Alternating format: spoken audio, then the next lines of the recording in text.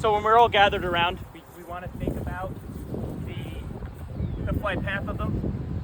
And so if you feel like you're not in it, and I'm usually looking out for you when you're here. Don't stand on the highway. Exactly. Yeah. It's okay to walk around the airport, but if you're standing in front of the hive, then you're gonna get pinged. Like they build up.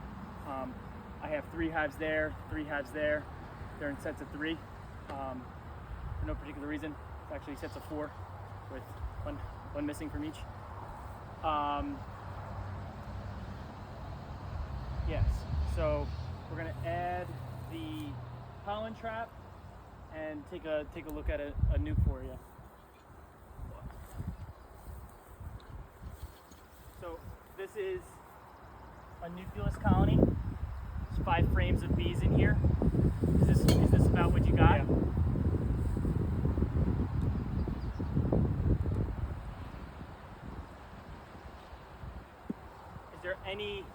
Is there any working on the top of the lid? It was like one of those cardboard corrugated plastic boxes. Yeah. So that's probably somebody caught a swarm and is selling it to you. Because this is a swarm that I caught. Okay. And 5 frames of bees and brood. This is an awesome, nice, strong nuke for myself.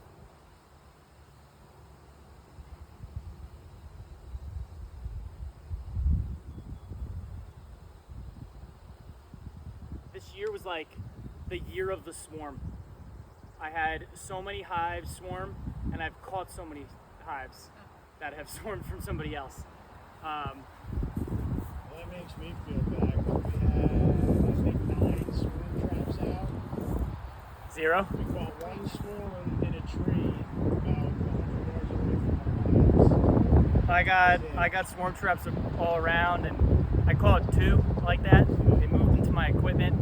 It was my own bees. I was behind on my own work, and I caught I a. think our problem after I went in and checked, I think it was 5 out of the 9 had hornets' nests on the bottom of the frames. So the hornets moved in because we had a lot of activity. They were checking them out constantly, but nothing moved in. So what I have here is a frame of brood. I want you to come here and take a look. And you want to take the frame with the sun on your back, all right, and look down into the cell. So I'm looking down into the cell and looking at this is calf brood, and this is larvae, and it gets younger as you go out because the queen lays. They lay from the middle. Yep. So take that in your hand. I wasn't expecting this. It's real. Yeah, it's very real. Do you have bees? No, Okay. I live in an apartment complex. Awesome. So, I think the first lesson in beekeeping, it's funny because I know nothing about horses, but I assume that the first lesson in a horse class is give me your hand and let me walk you over to the horse and you can say hello. That's what this is. You see the larvae on the bottom of the cell? That's the white, the larvae, or is it dark? No, so these are this is calf brood here. So like in the back down this one where it's light and right next to the dark. So like the dark is the foundation. Okay, so that's just the background. There's like earwax looking stuff. That's The pollen. larvae. That's Oh, pollen. okay. Yep. Whereabout do you live? Franklin Township. Okay. Warren. So then there's also the Sussex County Beekeeping Association that actually they're hosting Jamie Ellis this week or next week. You don't have to be a member for your first visit. I'd recommend signing up and getting their email so you can be notified. If you join the state association, Yeah, you have then to get pick- a county with. You have to pick one. Yeah. So for you, I would recommend We should doing join the Essex and Essex Raritan. County and wherever you Yeah, where we else. picked Raritan 'cause Yep. it's- Oh, so you joined. Yeah, we did. Cool. We did. Jamie Ellis is going to be joining through video chat with the club, Okay. and he's doing a talk on queen events, and like that's this year's answer. Wow. Like, so he's going to be talking to the quid about that. And so the calmness, the whiteness of the larvae, these are all things that I'm looking at and saying this is a healthy hive. Okay, did you see? All right, and yeah, stick your arms out. Put them closer together. Closer together. Put your hands closer together. So, You know what that is, right? that's nectar. Yeah. So. That's literally nectar from plants that the bees are bringing in. Yeah, right here. You want it? What's it mean when it falls out? Oh, it's tasty, right? It's not fully dried, right? Wow. So When it's it not fully shakes out. dried. You know, if you put that into a jar, it would ferment. But that's what we That's really so want to crazy, see. Patrick. Yeah. Made my day. So I'm gonna put this back. Wow. Very tasty. Now, I now know. for you, so you have 5 frames of drawn out comb. Okay. No, I'm asking. It came with 5 frames in. I put it in a bigger box. I got about 9 frames in Okay. the box now. Good. So Yep. feed them and don't stop feeding them. Like the sugar water. I Sugar put out. water? Yeah, they've been jumping all over that. And Oh, yep. You had one on your neck there. say by like August 15th, they're gonna be done drawing comb. They're not gonna draw any more. Unless it's a really bad year with the spotted lanternfly.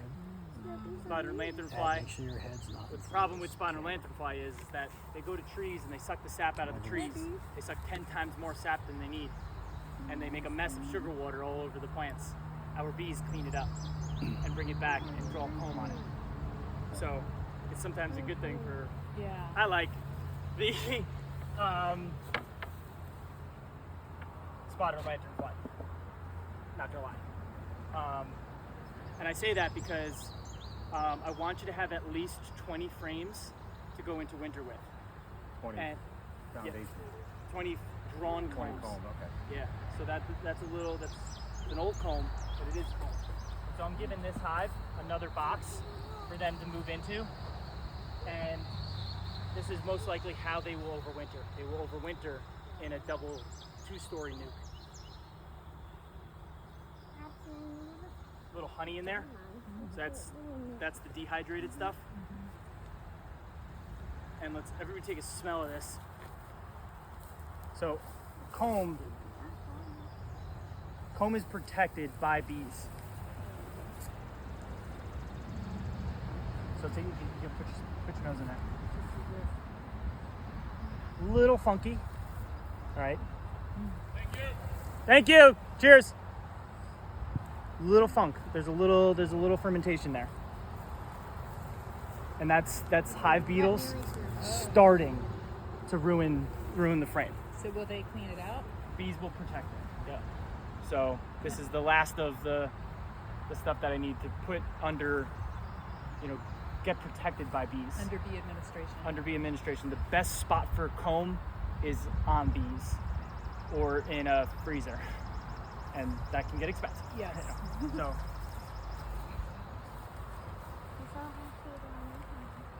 Yeah. You got it too, right? I don't want to crush these, so I'm just going to do a little shake in front. And there we go. We're all set. I'm doing that because it's hot. Just going to cover them, give them a little insulated lid.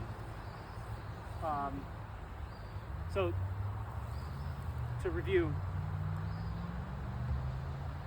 getting a nuke so late, you just want to keep sugar on them, make sure they grow. Maybe by August 15th, if they're only in the double deep, we can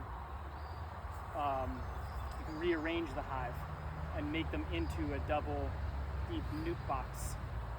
Put 5 and 5 as opposed to 10, Okay. because then they'll move up a little bit better. But I shouldn't put that second box on until they fill out the first. Exactly. Yeah. And so those are problems that we can fix, and that's a problem. Come for another demo, and I'll be able to. I got more shit laying around, and you can get a good price on things when it's covered in grass.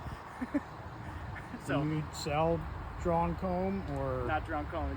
Yeah. Yeah, that's mine. Yeah. Yeah, that's Have you gold. ever experimented with the better comb? I am a better bee dealer, and I really like those guys up there. And it's not real beeswax, Yeah. and I make candles. So because even though I do buy in a lot of candles, beeswax, they I don't want that to mess with it. So I really don't. We tried Maybe it that's in a solution for you. we tried it in our honey supers, and like that they filled it. You know, I would say a box of 10 for you, it would be an emergency thing for me only. And here's that. If you bought 10 and gave the 5 on the bottom, 5 on the top, heck, you bought 15 of them. I don't know how much they are. If it's It's like $80 for 10 Yeah. deeps. Just so then if the if that's a comb. price that you can bear, that would put your bees in a position that's real nice For the winter. for the winter. Yeah. Or you can do this. That's I have this, so I don't have to spend $80. Yeah. You know, if I wanted, that's exactly what it's worth. Drawn comb is worth $8 a frame, easily, and that's $80 for 10. Yeah. Um, Do you Sec- do? Sorry. no, Do you do like early like demos just for him, like drawing comb demos and the best way to set your bees up? Because that was our biggest problem. We're only 2 years in, and like going into this year, I only had drawn comb from one hive. I was lucky enough to get some from somebody, and then I bought the better comb. yeah. But like Yeah, you so, said, like, that's gold to have. For my nuke customers, I did a demo for them, and that's a little rougher because it's April, it's cloudy, it's not as fun because I put a bee suit on because the bees are not going to really like us working them because it's not a beautiful sunny day, and so yeah, I do demos for my nuke customers, and people that are supporting me are welcome to join those. But I'm not just like teaching a class for funsies. I'm making sure that these people's bees that are going to go from my care onto their care, they're ready. And so, you know, that's when somebody gets stung, maybe. You know, let's get nervous around them a little bit because they're antsy. And this is fun. It's fun working bees in sunshine. And the only problem really that I worry about is heat stroke. Yeah. It's heat stroke and ticks in the summertime, but because they're working some nectar right now, it's fun. So yeah, to answer your question, all my new customers get this, and they start sooner. So I have here a pollen trap, and I let me use a cardboard. So I brought a piece of cardboard over. Grab that. This one.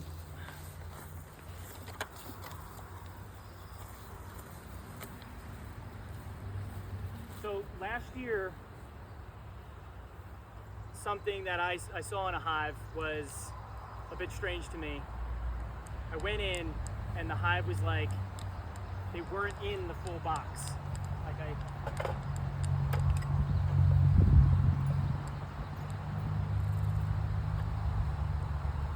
I opened them up. Yeah. I opened them up and they weren't filling out the box. Like they weren't like ahead of everybody, like with everybody else. Because I had 15 hives in this apiary, and one of them just was like a couple weeks behind. It didn't grow. And so I said, now I'm going to do a full inspection. I don't normally do full inspections like I did with that nuke. The fewer hive inspections you can do, better, because let them be. They say overly defensive hives are better honey producers. I don't think that's for any other reason other than the overly defensive hives, you're quicker, or you don't even inspect. So you leave them be, and then they produce more honey because they're being left alone. like that little nuke of mine, I don't make any honey. They don't do anything because I take them apart every week.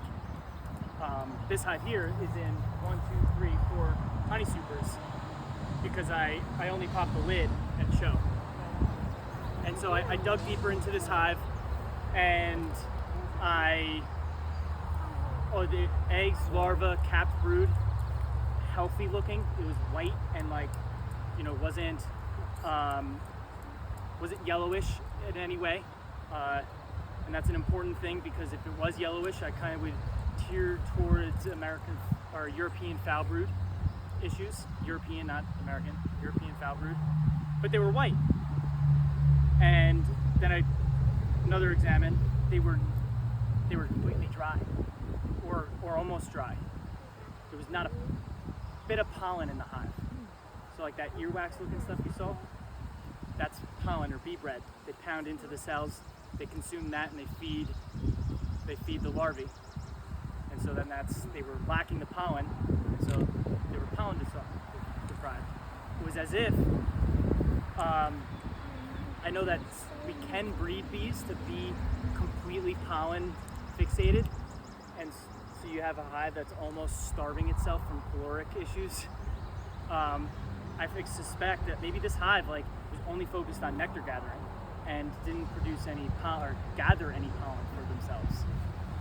And so what I did was I gave them a pollen patty. I pinched the queen, replaced her with the queen that I bought, and it's fine now, but it's kind of like I don't know. It's a weird thing. And so it's one of the questions that I would like to ask. And so I'm kind of starting like a not-for-profit arm to Harvey Beekeeping. I don't know what that means, but I'm gonna take $2,000 and put it over here and do fun projects with it. Part of that is I'm gonna take 25 pollen traps, and maybe you would be interested in doing this with me, and setting them up around northern New Jersey, and then every 10 days on the same day, close them so that the bees can collect their pollen, and it would go into a little trap right here. Leave them open most of the time because we don't want to starve them of pollen. And I'm gonna hire somebody to take pictures of it all, of the pollen under a microscope, so that in January I can sit down and I can flip through those photographs and identify the plants that were exploited on these times and these dates, and maybe we'll know what the bees are exploiting.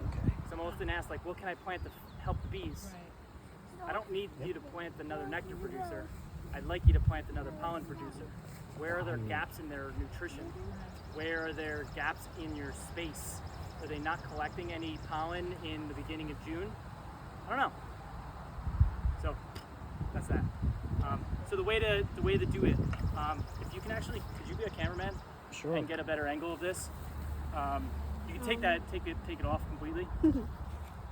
And because I'm gonna be passing these out and sending these to people, and so that maybe they can mail me the pollen, and so then that would bring the cost of actually doing something like this way down. And so we have the pollen trap.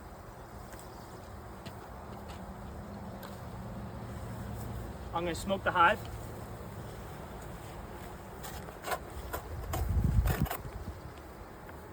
Just be mindful, don't get them.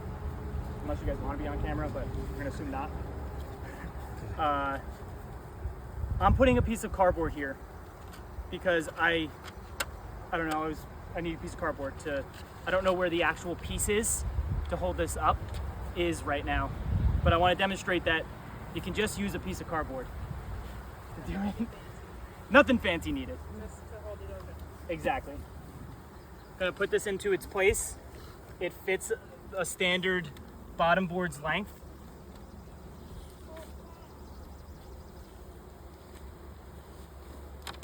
Oops.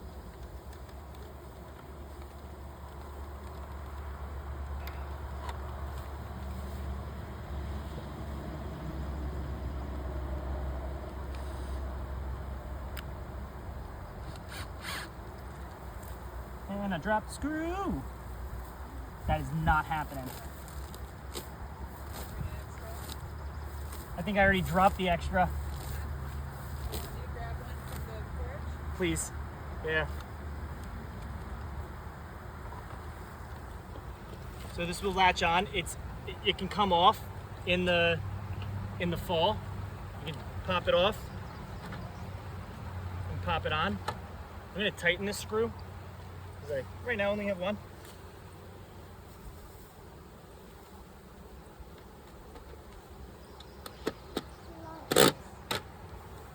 And so then that's on there. They'll be a little confused for whatever amount of time, no more than an hour, and they'll start to use this as their main entrance then. And I want to have this on for a couple days before I actually close it up, because then I don't want them to use like a crack or crevice. There's something like that. Thank you. I don't want them to use another crack or crevice inside of the hive. I want them to use this. And if I see them using another crack or crevice, it would be important for me. I just did that again. No, I didn't.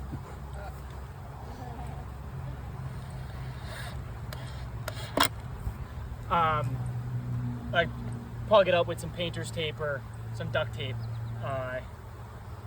And so, yeah, gonna be collecting pollen this year.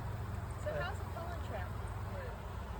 So there's the gate that is up right now. You can close that, and now they have to fly through those little this screen, Oh, when it scrapes it off. and it scrapes them off. They're able to. Wow, they can get through those. They're able to get out because it flaps up on the way out.